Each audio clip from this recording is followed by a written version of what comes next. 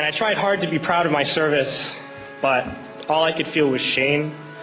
And racism could no longer mask the reality of the occupation. These were people, these were human beings. I've since been plagued by guilt anytime I see an elderly man, like the one who couldn't walk, who he rolled onto a stretcher and told the Iraqi police to take him away. I feel guilt anytime I see a mother with her children, like the one who cried hysterically and screamed that we are worse than Saddam as we forced her from her home. I feel guilt anytime I see a young girl, like the one I grabbed by the arm and dragged into the street. We were told we were fighting terrorists. The real terrorist was me, and the real terrorism is this occupation. Racism within the military has long been an important tool to justify the destruction and occupation of another country. It has long been used to justify the killing, subjugation, and torture of another people. Racism is a vital weapon employed by this government. It is a more important weapon than a rifle, a tank, a bomber, or a battleship.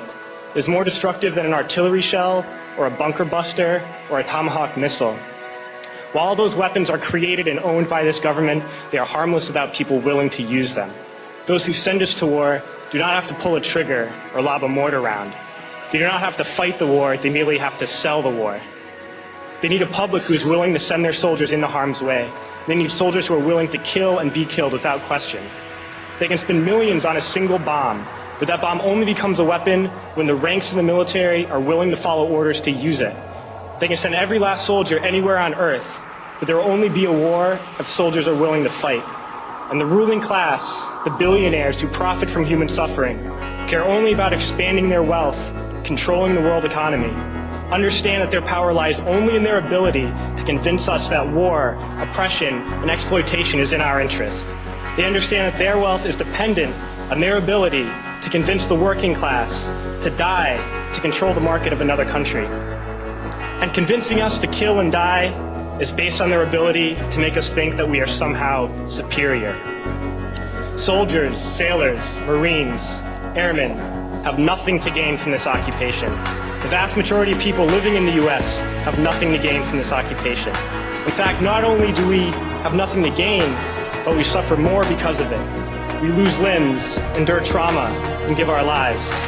Our families have to watch flag-draped coffins lowered into the earth. Millions in this country without health care, jobs, or access to education must watch this government squander over $450 million a day on this occupation.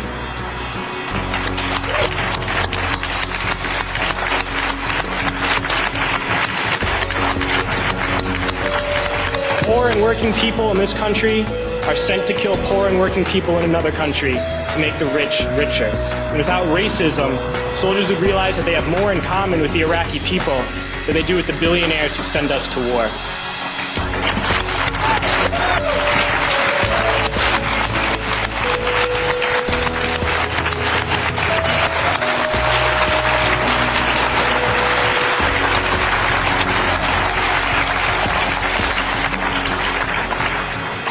I threw families onto the street in Iraq, only to come home and find families thrown onto the street in this country, in this tragic and unnecessary foreclosure crisis. We need to wake up and realize that our real enemies are not in some distant land. They're not people whose names we don't know and cultures we don't understand. The enemy is people we know very well and people we can identify. The enemy is a system that wages war when it's profitable. The enemy is the CEOs who lay us off from our jobs when it's profitable. It's the insurance companies who deny us health care when it's profitable.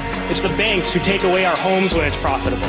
Our enemy is not 5,000 miles away. They are right here at home. If we organize and fight with our sisters and brothers, we can stop this war, we can stop this government, and we can create a better world.